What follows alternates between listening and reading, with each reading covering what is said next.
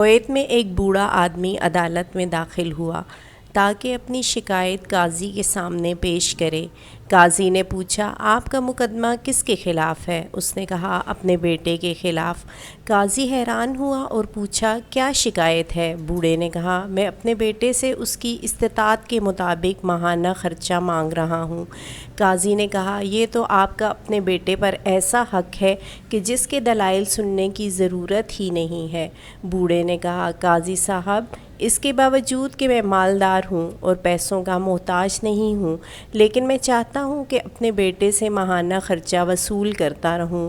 قاضی حیرت میں پڑ گیا اور اس سے اس کے بیٹے کا نام اور پتہ لے کر اسے عدالت میں پیش ہونے کا حکم جاری کیا۔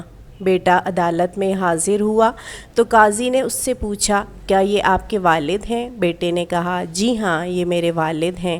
قاضی نے کہا، انہوں نے آپ کے خلاف مقدمہ دائر کیا ہے کہ آپ ان کو ماہانہ خرچہ ادا کرتے رہیں، چاہے کتنا ہی معمولی کیوں نہ ہو۔ بیٹے نے حیرت سے کہا، وہ مجھ سے خرچہ کیوں مانگ رہے ہیں جبکہ وہ خود بہت مالدار ہیں اور انہیں میری مدد کی ضرورت ہی نہیں ہے۔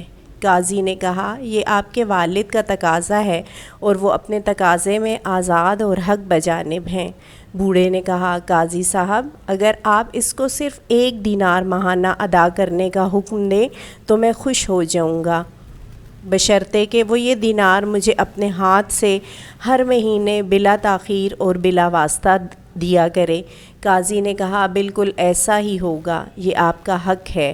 پھر قاضی نے حکم جاری کیا کہ فلاں ابن فلاں اپنے والد کو تاحیات ہر ماہ 1 دینار بلا تاخیر اپنے ہاتھ سے بلا واسطہ دیا کرے گا۔